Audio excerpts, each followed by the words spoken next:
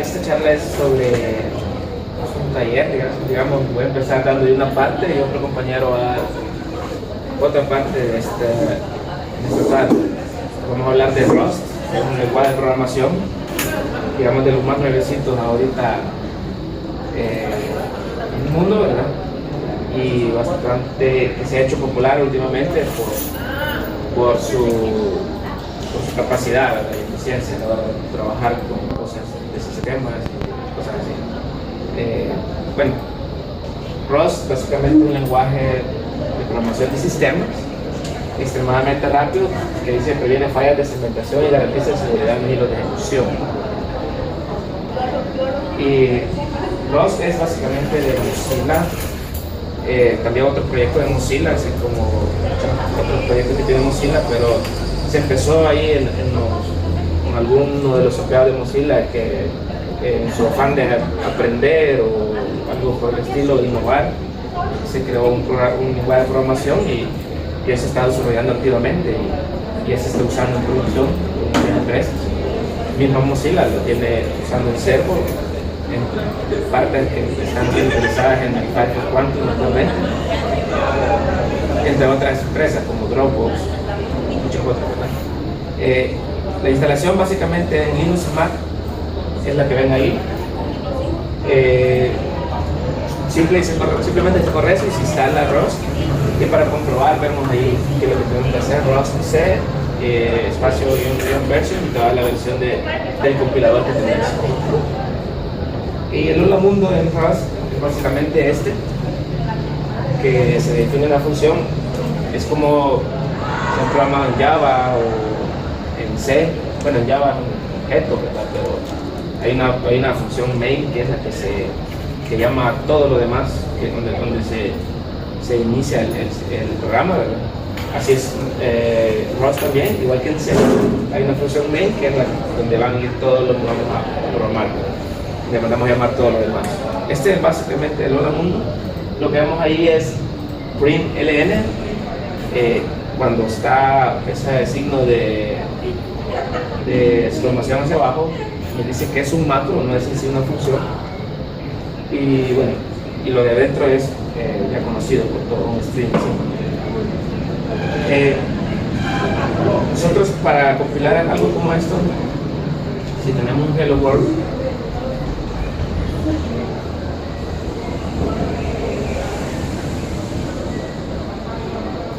¿se alcanza a ver más o menos lo que estoy digitando en la consola? Sí. Sí.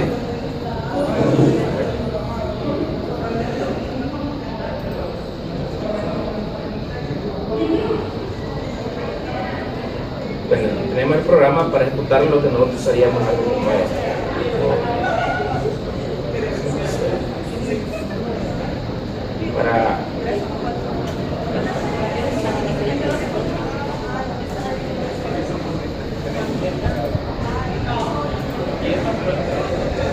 Ahí lo compilamos. Lo que tendría que generar en esto sería un ejecutable con el mismo nombre, pero sin ¿cómo se llama? Sin una extensión de archivo, y lo corremos con Rust. Básicamente este solo es un ejecutable, entonces sería algo como esto y nos diría el hello world. Sería un poco complicado estar repitiendo ese proceso, entrando a la parte del directorio, compilarlo y luego ejecutarlo. Entonces para eso existe Cargo.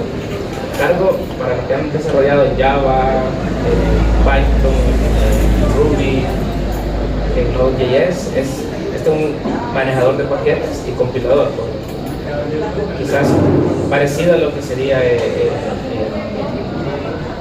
en Python como pip o EasyPy para instalar, en Ruby como las gem, y en Java como pero y en Node.js como npm, que sería para instalar las dependencias de librerías en las que, más de la redundancia, depende de tu programa. y también se usa como compilador.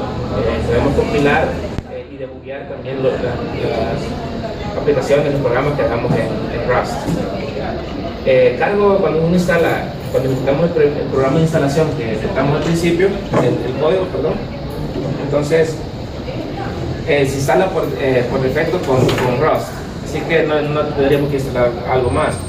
Y lo que nos trae es algo por el estilo. Cargo nos crea los proyectos de esta forma. Lo venimos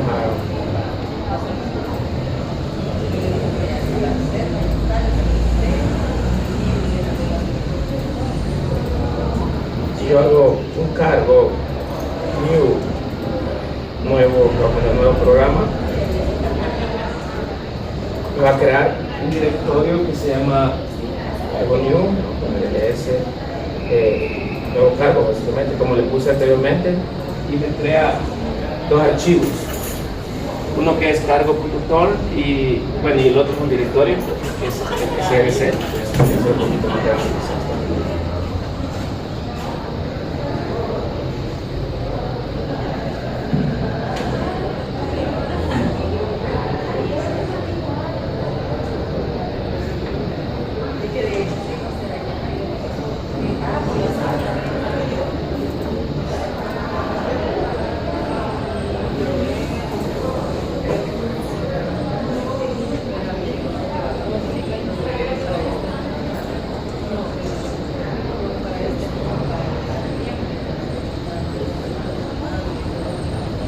Yo le cambio el tamaño del terminal, Marco. ¿El perfil? No. ¿Aquí? No creo que cerrar eso. Dale en el terminal.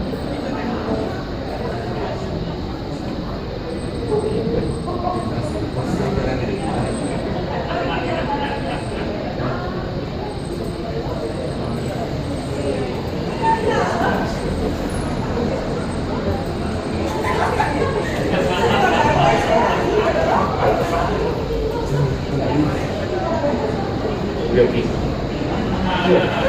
Hacemos grande. Dale. Sí.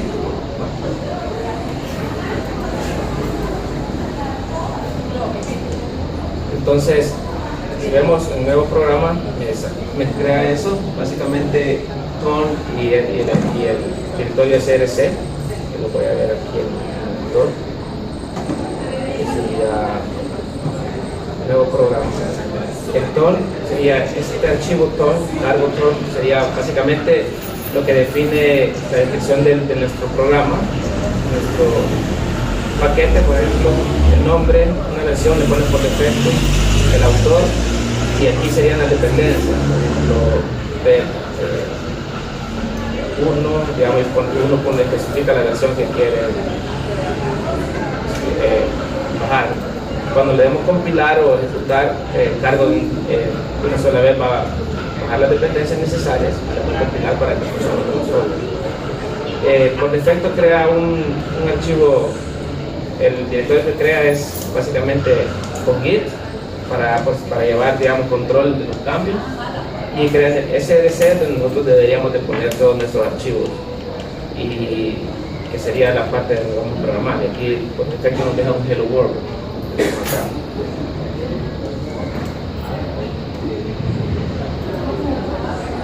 Bueno, entonces para eso nos sirve el cargo, y si nosotros queremos botar este programa, vamos a nuevo programa, ponemos cargo build, y con eso se compila. Y si ven aquí SRC, bueno, en la parte de los directorios, cuando compilamos nos crea algo que se llama target, que es donde va a estar el ejecutable, target y debug, y depende, como solo estamos compilando, crea esa parte de debug. Podemos usar un release para que nos cree un archivo más, digamos, más comprimido, que es para uso en producción. Si lo ejecutamos en el programa, lo que se lo borra. Pero igual, aquí estamos repitiendo lo mismo anterior, entonces nosotros queremos ejecutarlo de una sola vez y que se compile, hacemos cargo run, y eso nos compila y ejecuta. A la vez esto nos va a avisar si hay errores. Por ejemplo, si yo me equivoco poniendo algo aquí, consiste. Y nos va a decir los errores en la línea que está, ¿se ven? Es bien intuitiva, más o menos. También podemos usar, aquí nos dice otras opciones que podemos para poner que sea más específico o darnos más información sobre los errores que estamos buscando. Eso es por la parte de cargo. Entonces, esto es lo que acabo de mostrar. Y ahora, básicamente, como es un lenguaje, este es un lenguaje estrictamente tipado. En sí es tipado, pero nosotros podemos escribir variables sin que, de la primera forma que vemos allá. Let es la ¿cómo se llama? La palabra que se usa para especificar que estamos declarando una variable, como en JavaScript usamos var, o ahora en JavaScript 6 usamos let también. Y definimos, ponemos el nombre de la variable y el tipo y el valor que va a tener, punto y coma. La sintaxis es basada en C, como muchos lenguajes que conocemos, con un par de cosas ahí a la vista, depende de qué hemos programado, se ven extraños. Pero, como les digo, este lenguaje es estrictamente tipado, más sin embargo nos permite escribir variables sin especificar el tipo. ¿Qué pasa? Pero como se compila, ROS va a tratar de inferir el tipo y a la hora de, digamos, lo va a pasar a tipado. Entonces, pero para cuando escribimos, por ejemplo, ahí por conveniencia, cada quien le gusta escribir de cierta forma. Tenemos la versión en la que sí se especifica el tipo, y en este caso booleanos se especifican de esa forma. Let, el nombre de la variable, 2 puntos, el tipo de datos y el valor. Tenemos también las variables de tipo char, de aquella forma, como ven, los enteros, si ves, dice x 2 puntos, 1 y 8, significa que es un integer de 8 bits, y tenemos de integer de 8, de 16, 32 y 64 bits. Ese es para el tamaño. Cada uno tiene sus limitaciones y sería ahí de usarlo. Esto es porque, como ROS, si por algo se dice que es bien eficiente, porque si especificamos esos tipos de tamaño y, por ejemplo, en otros lenguajes solo decimos que es un integer, pues digamos, va a usar todo el tamaño que tiene un integer. En cambio, en este caso podemos restringirlo y por ende nuestro código va a ser más fácil, más rápido de ejecutar que, por ejemplo, digamos, en un lenguaje de programación solo digamos, hacemos un entero. Bueno, y ese entero puede tener hasta 64 bits. Entonces, ¿para qué voy a usar 64 bits? Solo estoy guardando uno o alrededor de unos 3 números. Podría limitarlo yo con esto. Y también tenemos que la otra parte que es U. La U al principio es igual que U8, U16, U32 y 64, que es para decir que es un sign, es decir, que este no admite signos. El primero, con ahí se admite desde menos algo hasta más algo, ¿verdad? Y el U no lleva ningún signo, se asume que es positivo siempre. Los comas flotantes tenemos aquí, por ejemplo, igual, de la forma en que está, los dividimos por bits. Se usa la F de 8, 16, 32 y 64. Y así les definimos. Como ven, aquí en esta parte, por defecto, usa 64 bits. Entonces, si nosotros queremos limitarla, es mejor especificar qué queremos, de qué tamaño lo queremos. También, esos son los básicos. Hay más tipos y también podemos crear tipos propios. No vamos a pasar a eso, pero vamos a menos a mencionar algunos tipos compuestos que son las tuplas. Las tuplas, no sé si Python hay, pero creo. Entonces, las tuplas son ciertos tipos de valores que uno define con diferentes. Por ejemplo, acá estamos definiendo una tupla en esa parte donde decimos que va a haber un entero de 32 bits, un flotante de 64 bits, un sin signo de 8 bits y un char, y les pasamos los valores de aquella forma y se acceden por el índice que tiene cada uno, empezando desde 0, 0, 1, y así podemos acceder a él. Si ejecutamos ese programa, podemos ver lo que hace. En internet pueden usar si no han instalado ROS, hay una parte donde se puede ejecutar en Rust Playground. Aquí podemos poner código y ejecutarlo. Si ven lo que hace acá, nos va a devolver esto en forma de bucle, como yo lo especifiqué aquí. Esto, paréntesis que vemos acá, hace referencia a esta variable y así la voy poniendo según aparezca. Es como formatear el texto. Tenemos las funciones para el tipo de este es el array. Este es un array básico que cuando nosotros definimos el array se maneja igual que casi en casi todos los lenguajes, por posiciones y se define de aquella forma. Esta forma de definir un array es como se llama, ya no se puede cambiar el tamaño de ese array, no le puedo agregar ni quitar, se queda hasta ahí. Entonces, si nosotros queremos trabajar con un array dinámico, tendríamos que definirlo con otro tipo de datos que es un poco más avanzado. De hecho, no lo agregué acá, pero es que es un vector. El vector sí se puede cambiar de tamaño y agregar más elementos, mientras el array no, a veces se define ya no cambia.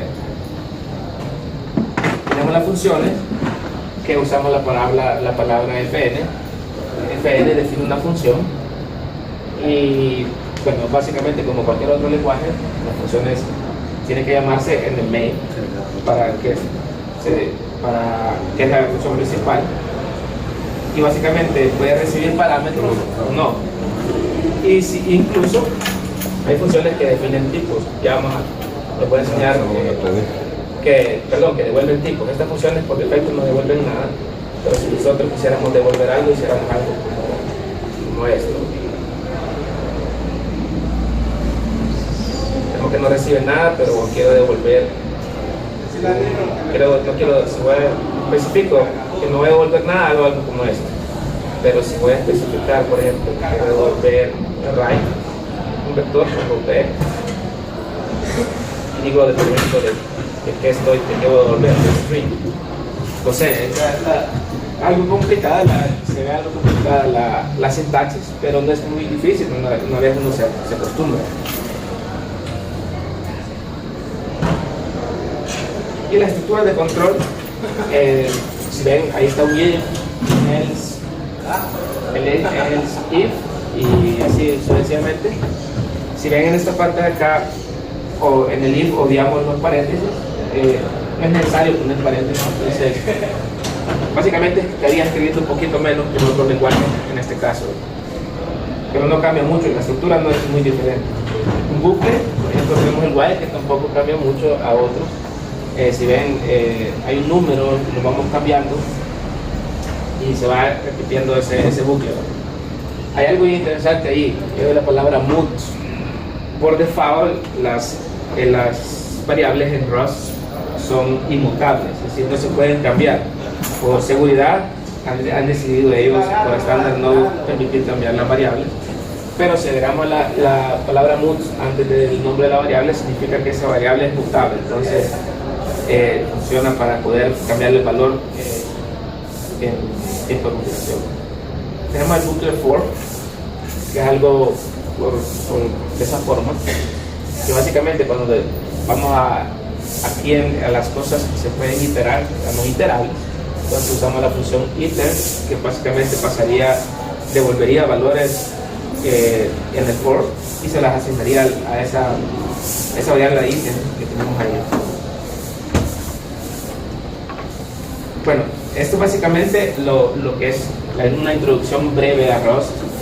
Por aquí tenemos unos enlaces de interés donde al final vamos a entregar, vamos a dar como un reporte de todas las presentaciones que se han dado en estos días para que puedan tener los slides y los enlaces que ponemos acá.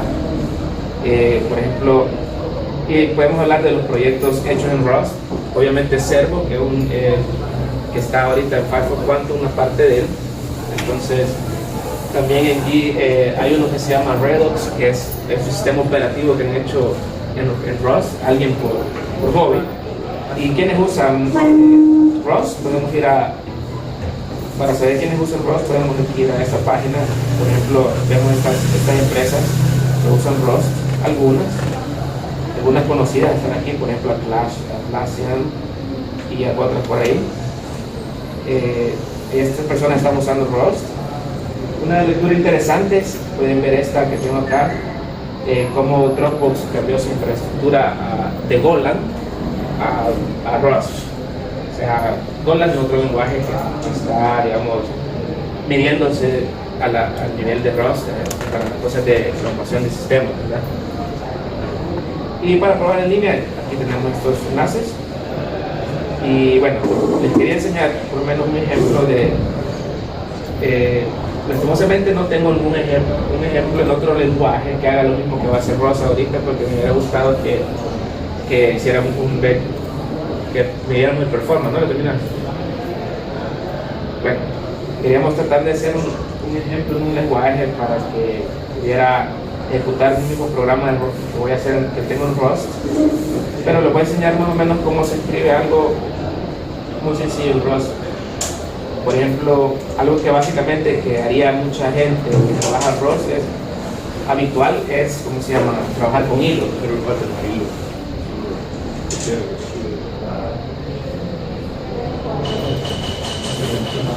Bueno, sí. Por ejemplo, aquí vemos un lenguaje un poquito más estructurado, más grandecito, donde podemos ver algunas de las cualidades. Esto es parecido a lo cuando hacemos import en algunos lenguajes, que esto básicamente estamos usando las APIs que ya tienen por defecto Rust. Si vemos, vamos a usar hilos para archivos y otras cosas más. Lo que va a hacer este programa es crear 3 hilos y copiar un archivo grande, el contenido de un archivo en otro. No es algo realmente que pueda cambiar el mundo, ¿verdad? Pero la idea de esto era para ver qué fácil es escribir algo. Esto se llama programación concurrente, que sería trabajar con hilos. Hay otra forma de programación que sería paralela, que son diferentes. La concurrente es y el paralelismo son muy diferentes. Por ejemplo, concurrente significa que van a estar haciendo tareas al mismo tiempo en un hilo diferente, y paralelo significa que una tarea grande se divide en pequeñas tareas. Entonces son muy diferentes, y de las fuertes cosas de Rust es esto, concurrencia. Entonces, para medir la capacidad de Rust sería escribir más que todo código concurrente, que son cosas que pasan a nivel de programación de áreas de cosas de sistema, a nivel de sistema, o sea, bajo nivel. Por ejemplo, acá van a ver algunas cosas. Lo que vienen de programar en C, esa variable significa que se pasa por referencia. Recuerden que en C, otra cosa que se dice que Rust es muy eficiente es con la seguridad en la memoria, porque Rust no tiene ¿cómo se llama esto? Un garbage collector, que básicamente él no maneja como otros lenguajes esa parte del uso de la memoria. No afecta mucho la memoria, pero nos fuerza también, nos da muchos errores a veces cuando escribimos cosas que no se pueden hacer bien. Digamos, hay cosas de la misma librería que espera que se pase un valor por referencia, no el valor en sí, para que no crear una copia duplicada de ese valor en la memoria. Entonces, por eso se dice que es muy eficiente. Aquí lo que tenemos dos funciones, una que hace leer un archivo. Si ven, un archivo crea una variable mutable, y con este file open leo un archivo, y aquí mismo, si no existe, mando un mensaje. En el caso de error, ¿verdad? Pasamos el contenido, lo vamos a guardar en una variable string, y entonces para leerlo básicamente la pasamos a la función contenido que sea mutable, y es decir que esta función va a escribir en nuestra variable que tenemos por acá el contenido. Por eso la pasamos por referencia. Al terminar esta parte del código, este content va a tener el valor de lo que tiene el string, el archivo, y lo podemos imprimir. Acá lo va a imprimir, y también tenemos otro que copia el contenido de un archivo y lo escribe en otro. Básicamente esto es lo que quería mostrar con otro lenguaje de programación, pero no me quedó tiempo para implementar esta misma estructura en otro lenguaje de programación. Y básicamente abre un archivo, lo lee su contenido y lo escribe en otro, crea otro archivo y lo escribe. Y aquí está la parte interesante de esto, era esto. Aquí estamos leyendo y van a ver cómo va a pasar, que primero me va a empezar a leer y me va a mostrar los mensajes estos, pero voy a abrir el Finder. Aquí, este es el, si ven acá, aquí está mi programa y solo tengo un archivo llamado 1.sql, y si yo lo quiero abrir aquí en Atom, que es algo grandecito, hasta se va a poner, me da una alerta ahí de que si quiero abrirlo porque es algo grande. Vamos a ver, no lo quiero abrir porque me va a trabar, lo voy a imprimir con CAD. Crean que es más o menos algo grandecito.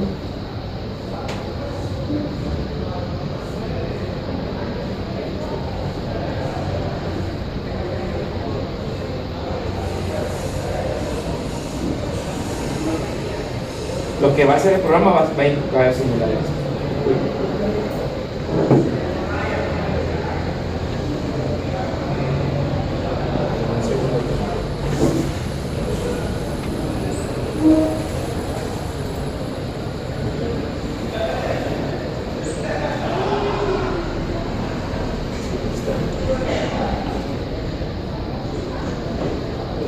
Tarda un poquito incluso CAD en leer ese archivo, era básicamente una base de datos importada. Entonces lo va a leer primero y a la vez va a crear 3 copias en 3 archivos diferentes. Entonces lo voy a poner el Finder detrás de la consola para que vean que mientras va leyendo va a crear los otros archivos, va a hacer la copia, es decir, que no va a ir uno por uno esperando que termine un proceso para proceder con otro. Entonces vamos a ejecutar ese. Ahí está leyendo, mientras está leyendo ven que ya hizo las copias y todavía sigue leyendo el programa. Entonces esto es programación concurrente, sucedió en 3 hilos diferentes, bueno 4 porque está el principal que es main y 3 hilos que yo creé para que hiciera las copias anteriores. Y si quiero leer las copias para ver que de verdad tiene eso, aquí está, esta es una de las copias. Si ven, si yo me trato de hacer scroll aquí, entonces hasta el editor se pone algo tonto de tantos datos. Entonces vamos a tratar de subir estos códigos para que ustedes con su lenguaje favorito traten de emular este código. Y hay una herramienta que se llama en Unix Time, no solo creo que tiene que estar en Linux también, obviamente. Esto nos da el tiempo de ejecución del programa, entonces al final del programa nos va a dar un tiempo acá. Con esto, si ejecutamos otro lenguaje de programación, la misma estructura de este lenguaje, podríamos medir la eficiencia, si realmente es mejor que Python o otro lenguaje. Y por mi parte eso es todo. Tu compañero Jeffrey les va a hablar un poco. Lexo, mi compañero Lexo les va a dar una demostración más práctica de lo que yo hice con un web server, ¿cierto? Una API hecha en Rust. Entonces, por mi parte todo, muchas gracias.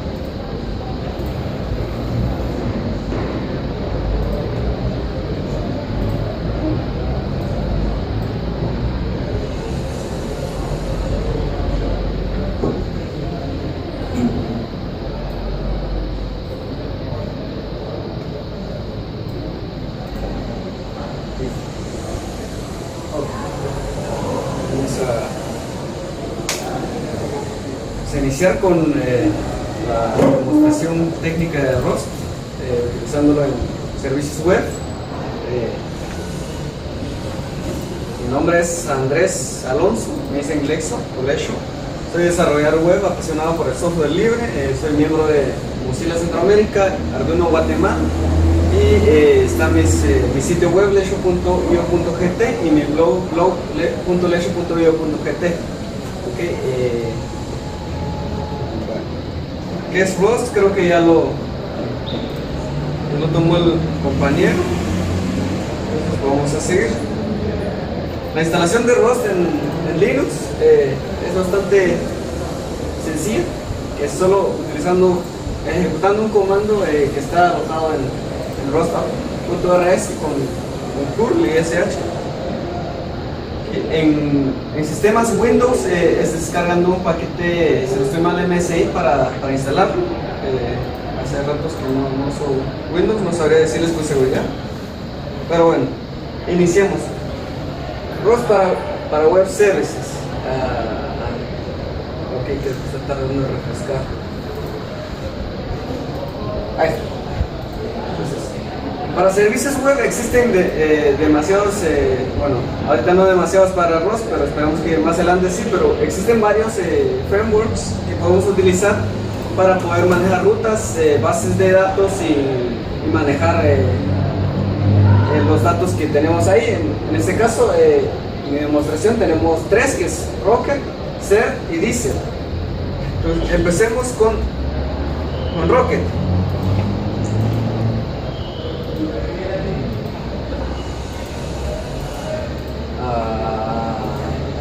Voy a poner mi cursor acá.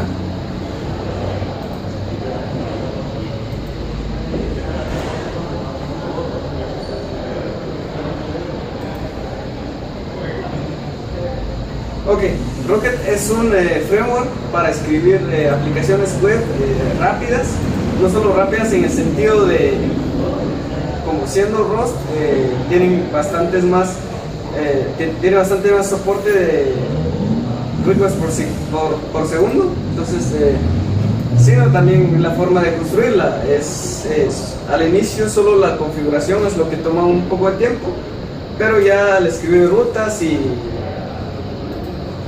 digamos endpoints es bastante sencillo y parecido a otros lenguajes que ya existen. Entonces supongo que debería ya tener un ejemplo de cómo se usa esto. Es bastante sencillo, que dice solo definimos, solo que no tengo para apuntar, porque aquí tenemos el mouse. Definimos nuestra ruta que va a ser un get con nuestra la path va a ser hello y con los parámetros nombre y edad. Entonces tenemos la función fn, como lo explicó el compañero Cárcamo hace un momento, donde recibimos los parámetros que estamos indicando arriba. Entonces lo que devolvemos con esta función es un string que va a ser hola Cárcamo tantos años de edad. Okay. Entonces en la función main, como usualmente se maneja, que es la primera que se ejecuta, le decimos que inicie el framework Rocket.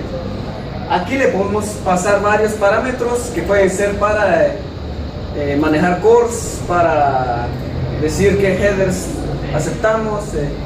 Entonces, más adelante les voy a mostrar un ejemplo funcional de esto utilizando cores y una API CRUD. Sigamos. Otro ejemplo sería el manejo de formularios de campos que no pueden estar vacíos. Digamos que tenemos campos en nuestro formulario y se nos olvidó poner que son requeridos.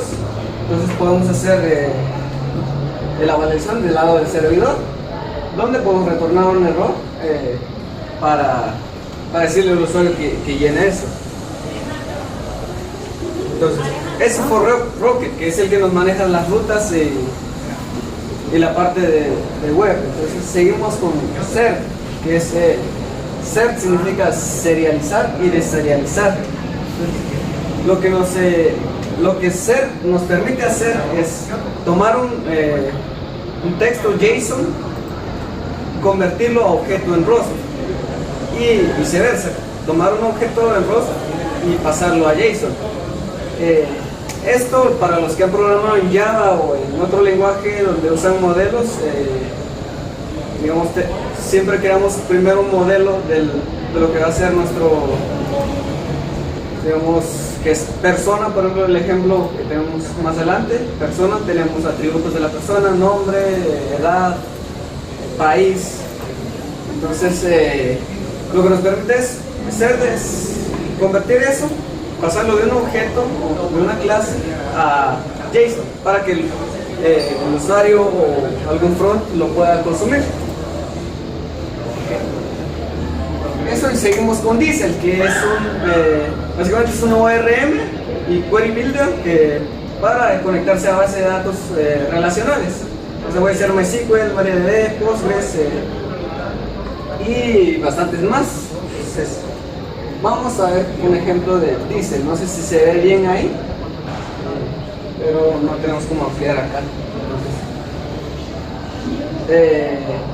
Solo tenemos nuestro objeto users, le decimos tables, cargar y le mandamos la conexión que previamente tendríamos que declarar, que se traduciría a seleccionar todos desde la tabla de usuarios.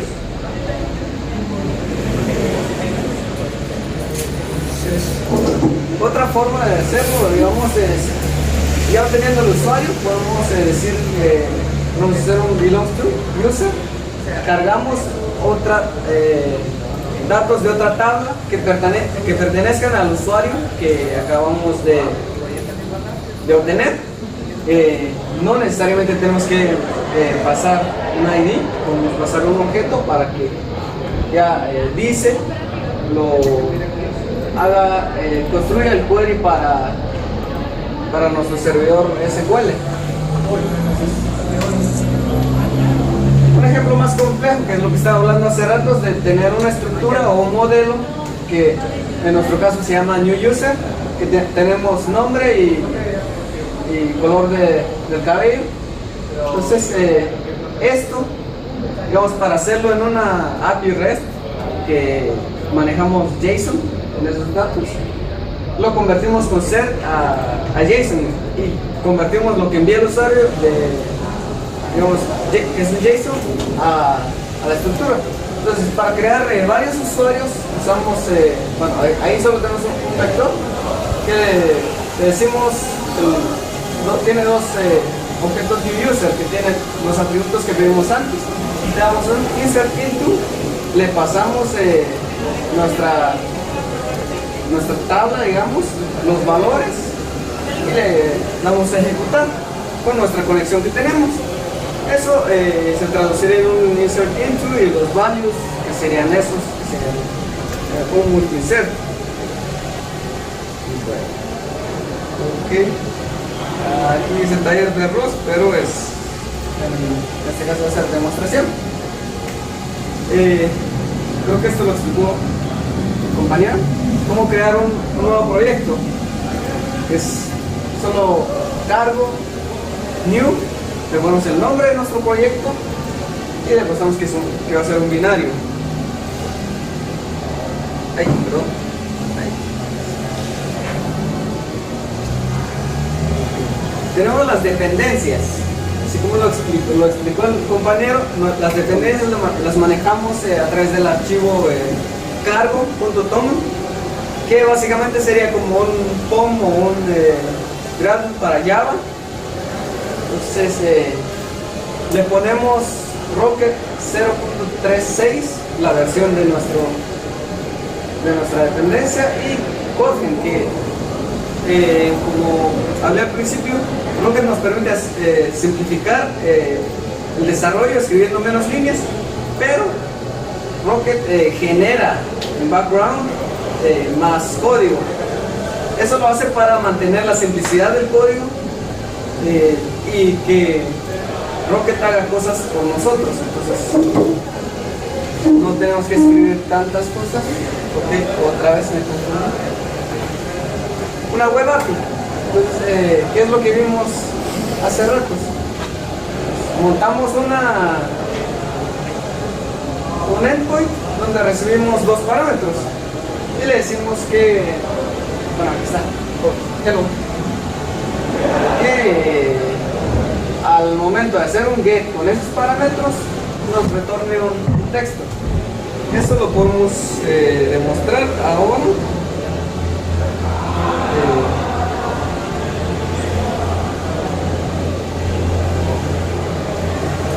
Solo voy a conectar la terminal.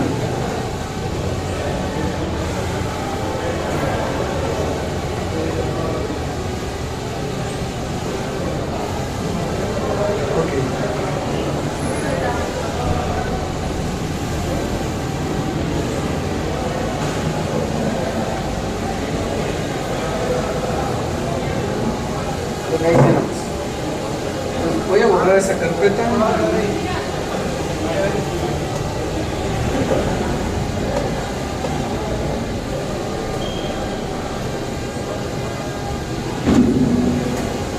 Borrar esa carpeta y como vemos al principio es cargo.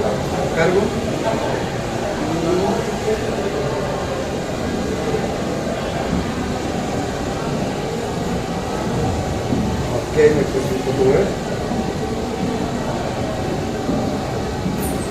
Ok, ahí creamos nuestra aplicación. Entonces vamos, yo prefiero usar para editar código un buen IDE. Tenemos, yo uso PyCharm, que tiene una edición comunitaria. Entonces, es open source, así que no nada por colgar acá.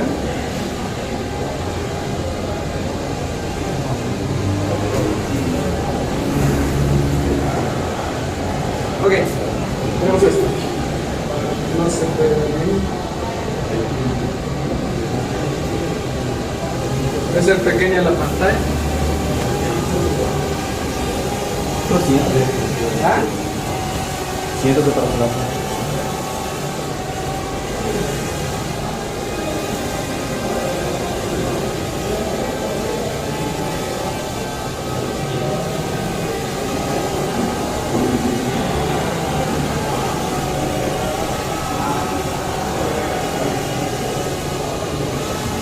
Creo que así se ve. Tenemos acá nuestra carpeta de Rust, el source y el main.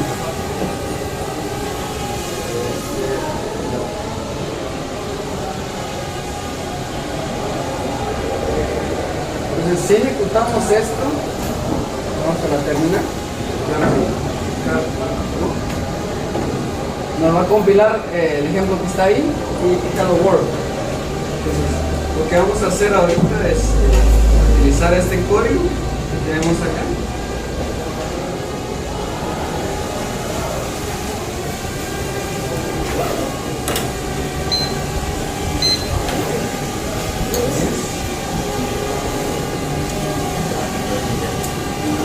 Voy a agregar las dependencias.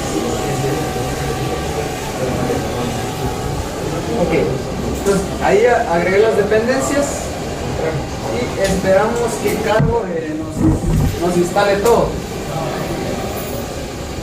Pero esperamos que el internet no esté tan lento.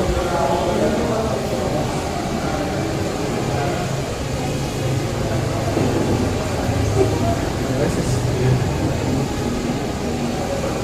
Bueno, ya nos desapareció eso.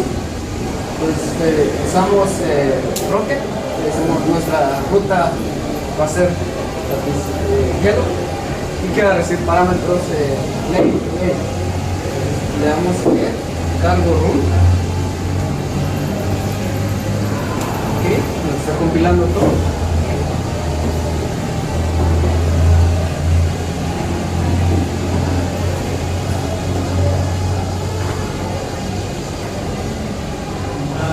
Esperamos, se tarda un poco porque ya son bastantes dependencias que estamos usando con los dos que tenemos ahí.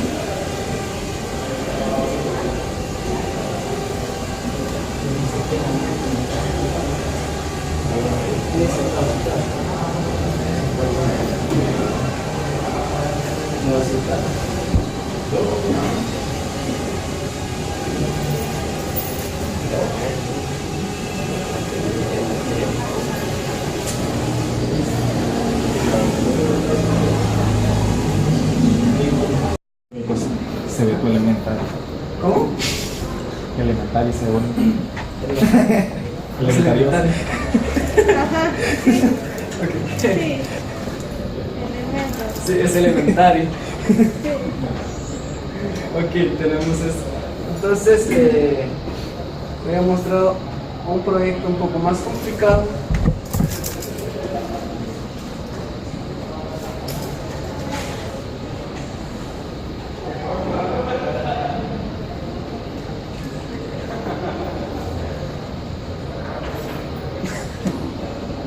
No, no es este. A la De noche. ahí, o sea, ¿Ah? No, estoy bien. Yo no sé si hacer selfie, yo soy malo en hacer. Soy malo con una foto. Malísimo. ay, te tengo que tomar una foto. Ah, sí, para mañana. mandarle a tu papá. Mañana. Soy Porque malísimo la con. misma foto, creo. Ay, yo no me sé cómo hacerlo. La misma foto, bueno, no sé. Miraba que Rocket es el que llevan el servicio. Sí, sí, Rocket es el que usamos para el servicio web. ¿Cómo? Es el que me gustaba a mí. Hay otro que se llama. Sí.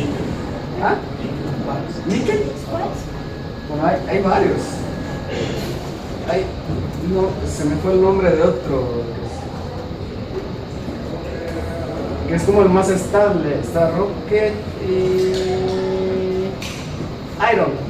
También este otro que es uno de los más famosos. Que tiene otra sintaxis también, pero. No, pero dije, es que De este hecho, sale rápido. Nickel es más viejo Sale todavía. relativamente rápido. No sé por qué no me apareció acá. ¿Cómo se escribe? NIC.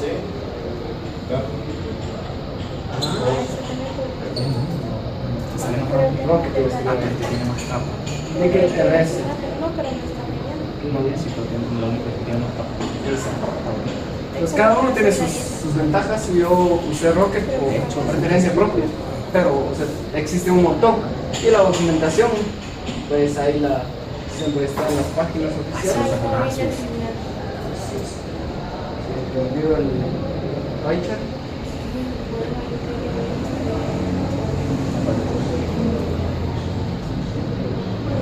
Es que a todos me revista las cosas que ponen, eso quería ver y no lo veo. Vamos a ver el cargo, que aquí ya tengo bastantes más dependencias de Rocket.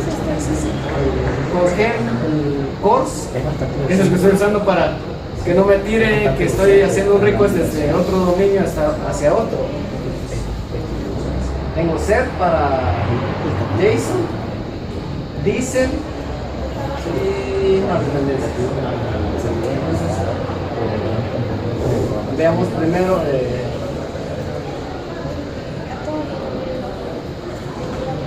el modelo.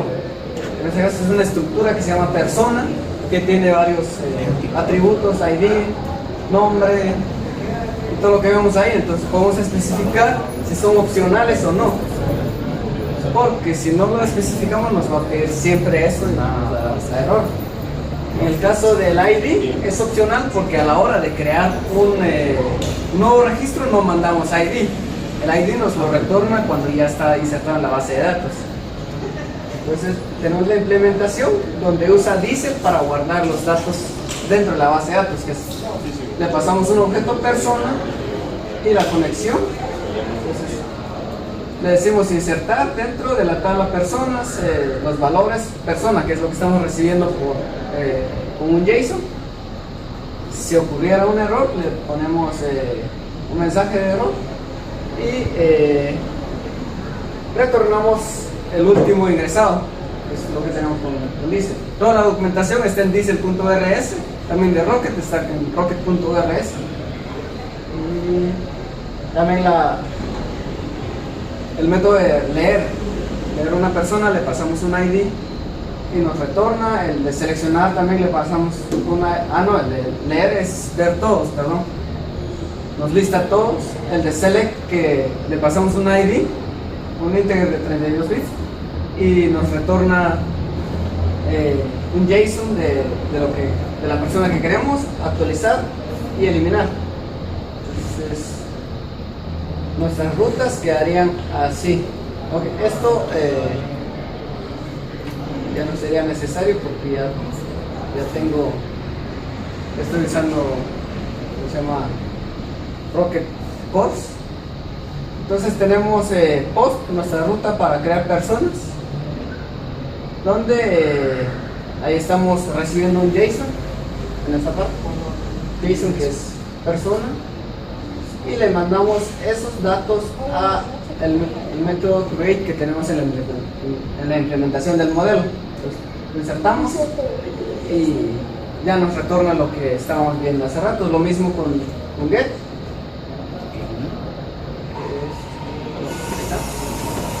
Y le decimos que nos convierta en JSON la colección de personas o el vector de personas que nos retorna la base de datos. Y el update y read one, que es donde estamos pasando el ID. Decimos que construya un JSON con los valores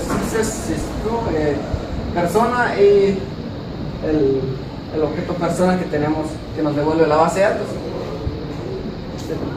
Entonces aquí tenemos lo de course, donde estamos pasando varias opciones a Rocket para que le indicamos que permita, por ejemplo acá,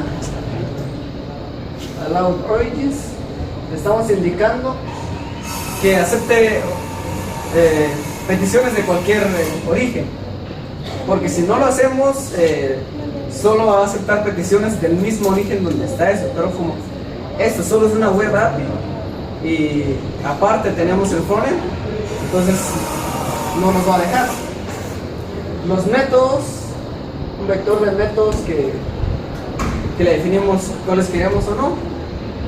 Si queremos también los headers, que headers admitimos, le decimos que todos, debut, credenciales sí, y lo mismo de hace ratos. Le decimos a Rocket que inicie, que monte la ruta personas con los métodos que tenemos ahí, que agarre las opciones y la base de datos también, y le damos el numpad. Entonces vamos a iniciar esto.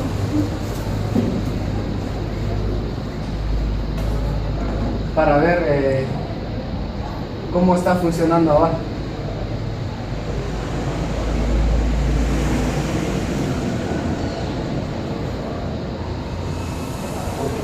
Mientras compila, una cosa que hay que tener en cuenta es que Diesel siempre requiere su propio modelo de la tabla.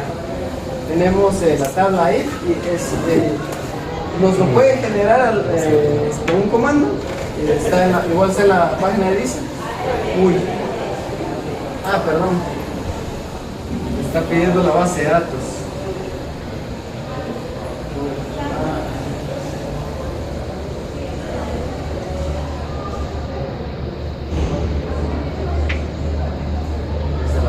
Estas son...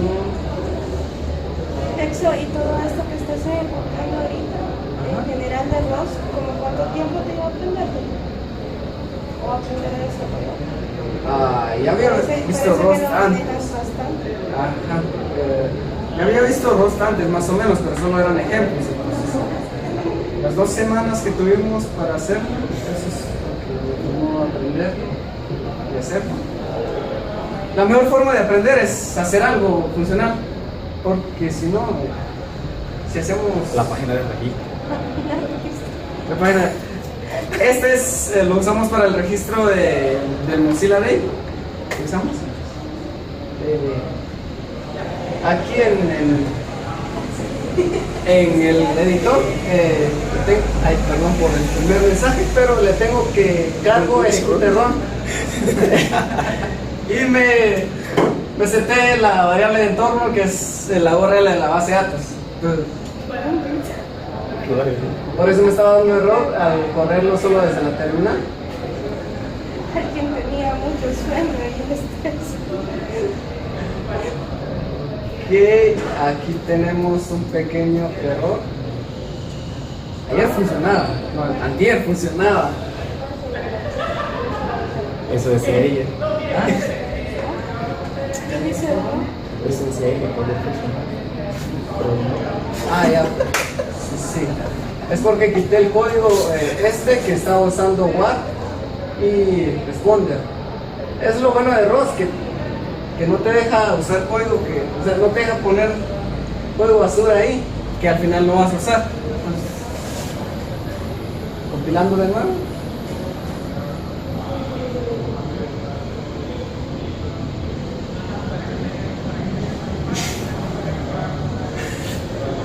Otra vez nos tiró un error. Creo que es de Campao. ¿Ah? Es de capa 8, sí, creo que sí, porque me dice O puede ser elemento. la operación no permitía, no se pudo eliminar esto. ¿Ok? ¿Qué hice ahí? Ha fallado con el archivo. Sí, está intentando eliminar un archivo. Código de la línea. ¿Ah? Código sin código.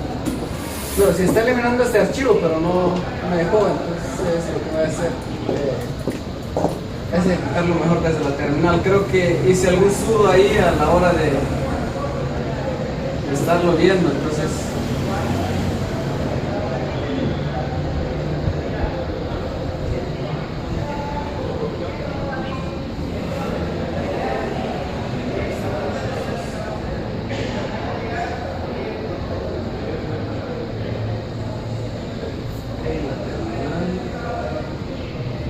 vamos a decir export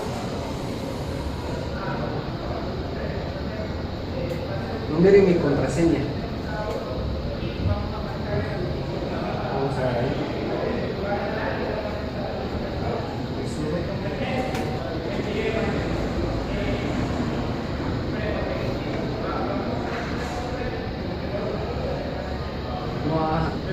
No quiere funcionar. Ah, ok. Sí, también tiene que ser.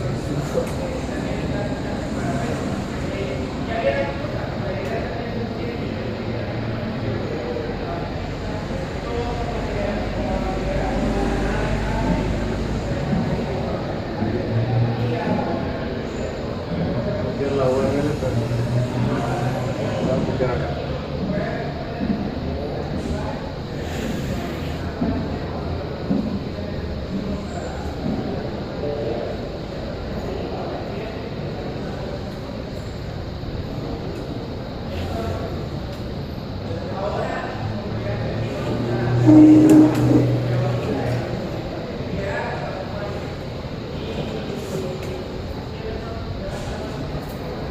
Si es un archivo que no me está dejando eliminar porque le doy un cargo clean y dice no.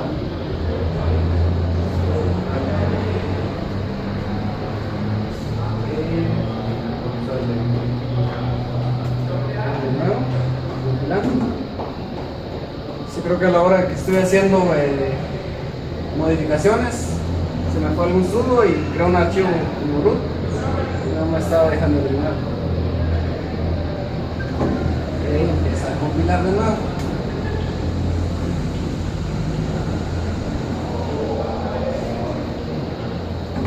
Hay otra cosa de Diesel es que maneja se llaman esas cosas porque es las migraciones. Mis migraciones acá,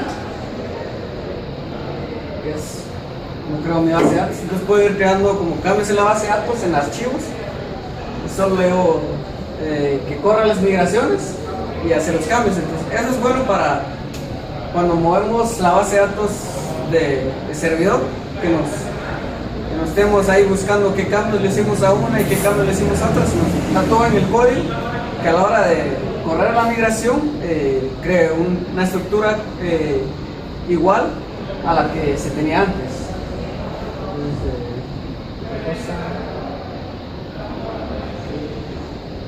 Bueno, esperemos que compile bien. Voy a editar también el fondo.